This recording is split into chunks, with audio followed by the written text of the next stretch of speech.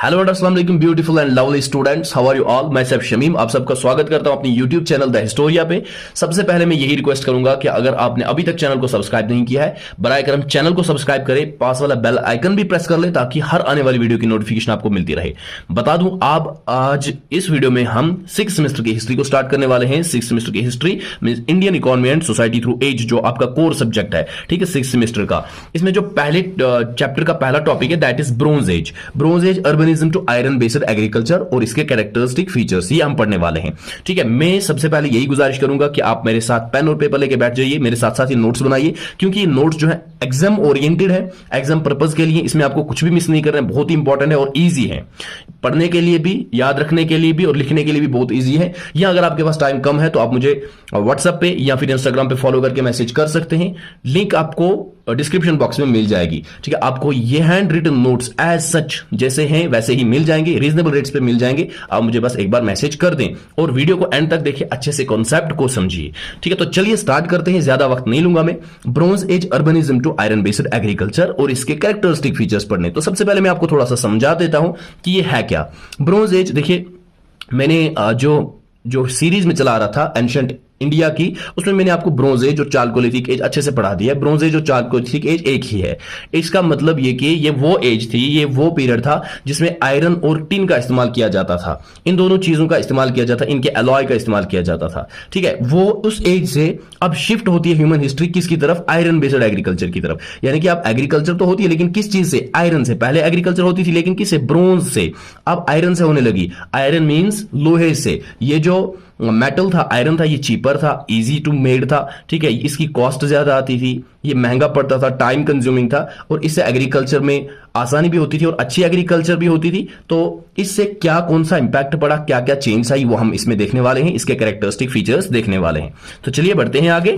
The transition from bronze age urbanism to iron age agriculture represent a significant shift in human history. Here are some characteristic features of this transition. तो क्या कहा जाता है कि जो transition थी, ये जो ट्रांसफर था इस एज का, ब्रोंज एज से आयरन एज में, ब्रोंज एज अर्बनिज्म से आयरन एज एग्रीकल्चर में, ये एक बहुत ही सिग्निफिकेंट शिफ्ट को रिप्रेजेंट कर रही है ह्यूमन हिस्ट्री में। यानी कि एक बहुत ही बड़ी शिफ्ट थी ह्यूमन हिस्ट्री की। Here are some characteristic features. यहां पे कुछ कैरेक्टर्स फीचर्स हैं इस ट्रांजिशन के, जिससे हम आपको पता चलेगा कि क्यों ये सिग्निफिकेंट थी। Number first is metals in use. Let me adjust it first. चलिए जी, मेटल्स इन यूज। इस एज में, मेटल एज में या आयरन एज में क्या होने लगा? कई सारे मेटल्स यूज। एक तो ब्रोंज, कॉपर और टिन तो हो ही रहा था ऑलरेडी, लेकिन इसके साथ साथ अब आयरन भी इस्तेमाल होने लगा। बहुत सारे मेटल्स यूज में आने लगे। ब्रोंज एज जिसका टाइम पीरियड था 3300 से लेकर 1200 बीसीई।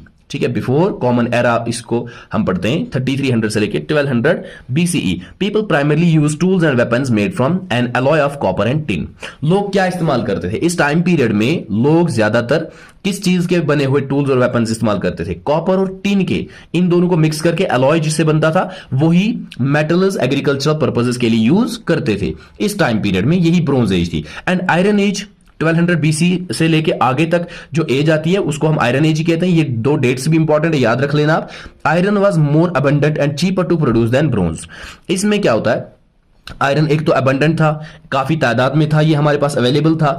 ठीक है, अब ये नून हो चुका था, अब डिस्कवर हो चुका था और चीपर था, सस्ता था। इसके टूल्स बनाने आसान थे और सस्ते पड़ते थे as compare to bronze tools. Okay, people used iron tools and weapons for agriculture.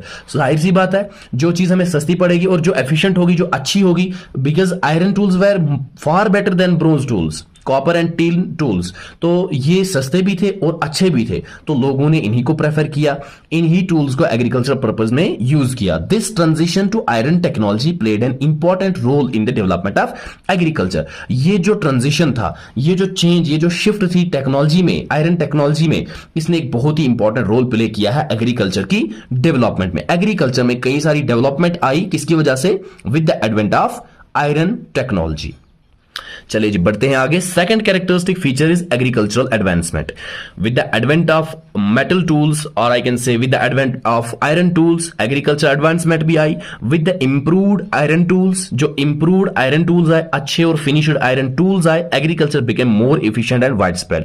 Agriculture अच्छा होने लगा, एफिशिएंट होने लगा और वाइड स्प्रेड होने लगा। मींस जो खेत खलियान, जो जंगल, जो बियाबां एरिया थे, डेजर्ट एरिया थे, उनको खोदा गया, उनको फर्टाइल किया गया, किससे? इन आयरन टूल से। और इससे एग्रीकल्चर की एडवांसमेंट होती है, एग्रीकल्चर वाइड स्प्रेड होता है। This led to population growth. जाहिर सी बात है, जब एग्रीकल्चर बढ़ने लगेगा तो पॉपुलेशन ग्रोथ भी होने लगेगी, क्योंकि फूड अबंडेंट होगा, फूड अवेलेबल होगा। As surplus food could support larger communities, जो यहां पे लिखा है कि हां सरप्लस फूड, जो एक्स्ट्रा फूड है, जो ज्यादा अब फूड प्रोड्यूस हो रहा है, वो बड़ी कम्युनिटीज को, ज्यादा कम्युनिटीज को, मींस ज्यादा पॉपुलेशन को सपोर्ट कर सकता था। और ज्यादा फूड होने की वजह से, ज्यादा एग्रीकल्चर एडवांसमेंट आने की वजह से अब लोग भी बढ़ने लगे, पॉपुलेशन ग्रोथ भी होने लगी, सेटलमेंट्स भी होने लगी, जो हम अलग से एक कैरेक्टरिस्टिक फीचर देखेंगे। चलिए आगे बढ़ते हैं।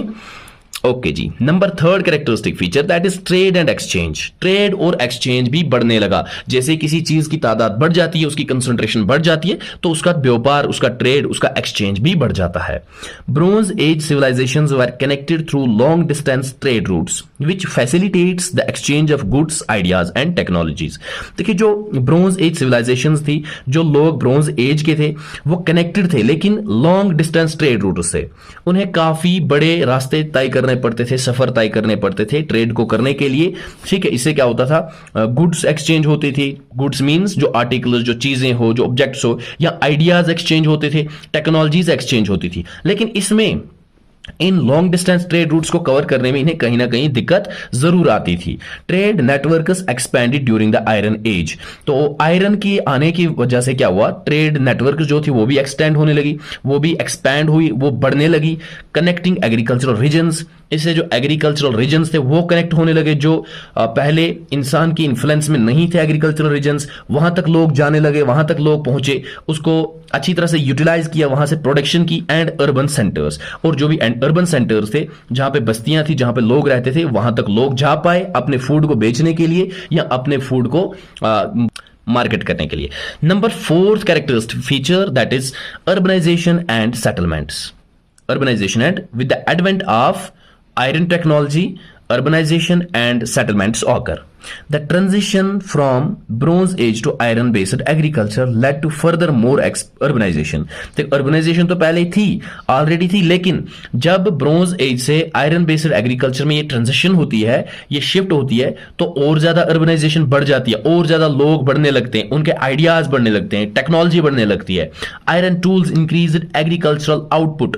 आयरन टूल से क्या हुआ? एग्रीकल्चरल आउटपुट बढ़ने लगा, यानी कि प्रोडक्शन अच्छी होने लगी, विच इन टर्न, और इससे क्या हुआ उल्टा? Supported larger population. जो लार्जर पॉपुलेशन थी वो सपोर्ट होने लगी, लोग ज्यादा से ज्यादा। अर्बनाइजेशन यही होता है, ज्यादा लोगों का होना। और फिर सेटलमेंट का मतलब जो लोग एक जगह पे काफी सारे लोग रहेंगे, ठीक है, यही सेटलमेंट्स होती है। तो एक जगह पे लोगों को अब फूड अवेलेबल होने लगा, लोगों को जमीनें, अब एक जगह पे लोगों को अच्छे टूल्स और अच्छे वेपन्स मिलने लगे एग्रीकल्चर के लिए, तो लोगों की अर्बनाइजेशन होने लगी और सेटलमेंट्स होने लगी। ये चार कैरेक्टरिस्टिक फीचर थे, हम एक और देख लेते हैं।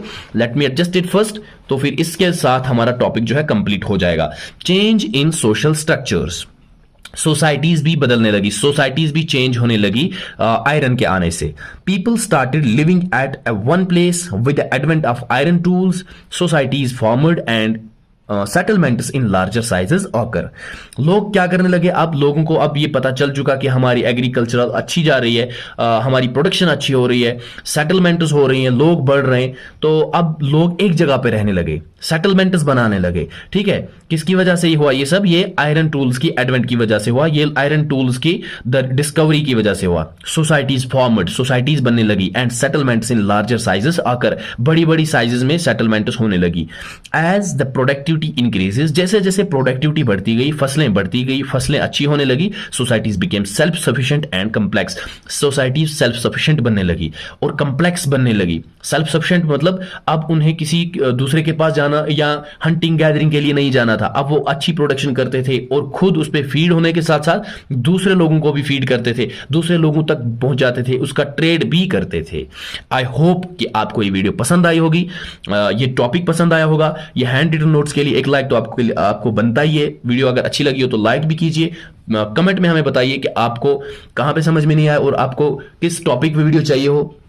और अगर सब्सक्राइब नहीं किया तो अपने दोस्तों के साथ भी शेयर कीजिए और सब्सक्राइब भी कीजिए ताकि आपके दोस्त भी यहां से पढ़ सके। और अगर लास्ट में फिर से बता दूं, अगर आपको ये हैंड रिटन नोट्स चाहिए हो तो आप मुझे मैसेज कर सकते हैं, या तो इस दिए हुए व्हाट्सएप नंबर पे मैं यहां पे दे देता हूं, या फिर इंस्टाग्राम पे मैसेज करके। इंस्टाग्राम की आईडी आपको स्टार्टिंग में मिल गई होगी और या फिर डिस्क्रिप्शन बॉक्स में भी मिल जाएगी, आप मैसेज कर सकते हैं। आपको पीडीएफ नोट्स मिल जाएंगे रीजनेबल रेट्स पे।